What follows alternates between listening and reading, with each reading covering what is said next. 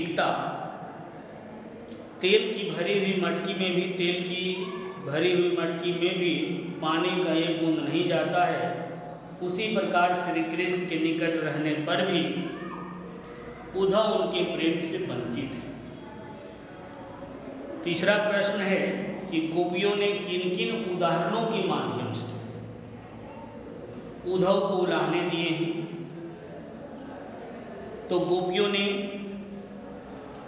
कमल के पत्ते, तेल से भरी हुई मटकी अर्थात गागर से और प्रेम की नदी के उदाहरण से उद्धव को उलाहने दिए।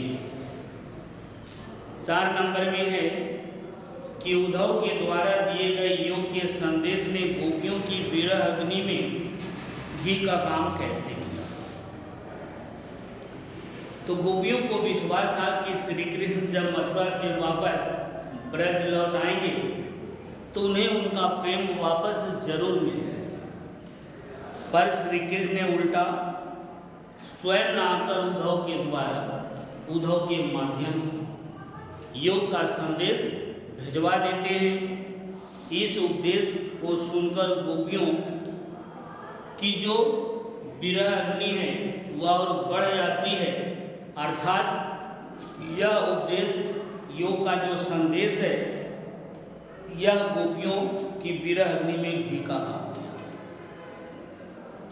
नंबर 5 में है मर्यादा न रही के माध्यम से कौन सी मर्यादा न रहने की बात की जा रही है। तो मर्यादा न रही के माध्यम से गोपियों ने धैर्य की मर्यादा न रहने की बात की जा रही है। 6 नंबर में है कि कृष्ण के प्रति अपने अनन्य प्रेम को गोपियों ने किस प्रकार अभिव्यक्त किया है। तो गोपियों के हृदय में श्री कृष्ण के प्रति अगाध प्रेम था। सूरदास की गोपियों के हृदय में श्री कृष्ण के प्रति प्रेम की सर्वत्र विराजमान है।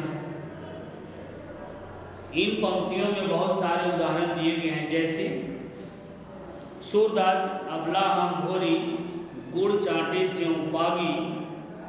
दूसरा है कि जागर सोबर स्वप्न दिवस निसी, कान्हा कान्हा जकरी।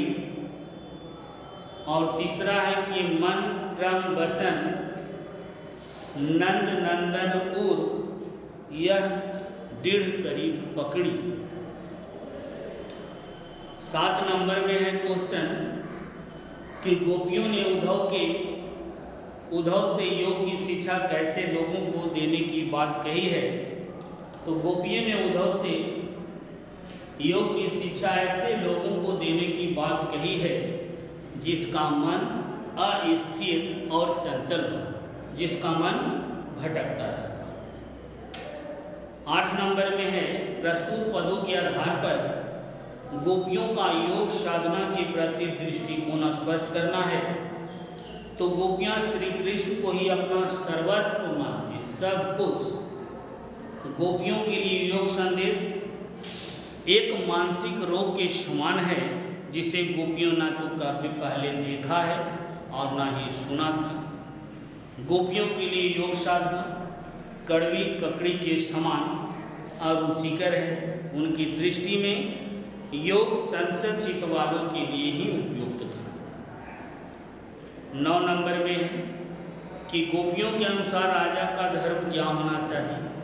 तो गोपियों के अनुसार राजा का धर्म होना चाहिए कि प्रजा को किसी भी प्रकार का कष्ट ना हो और यह किसी भी दशा में अपनी प्रजा को न सताए।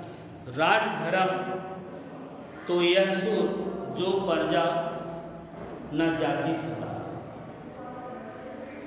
10 नंबर में है कि गोपियों को कृष्ण में ऐसे कौन कौन से परिवर्तन दिखाई दिए जिसके कारण वे अपना मन वापस लेने की बात कहती है। तो गोपियों ने उद्धव का योग संदेश सुनकर यह निष्कर्ष निकाला है कि श्री कृष्ण पहले से ही अत्यंत चतुर थे और अब वह राजनीति भी पढ़ लिए हैं। गोपियाँ समझ गई कि अब श्री कृष्ण उसके पास वापस आना या लौटना नहीं चाहते, उनमें परिवर्तन आ गया है। इसके कारण ही वे अपना मन वापस पा लेने की बात करते हैं।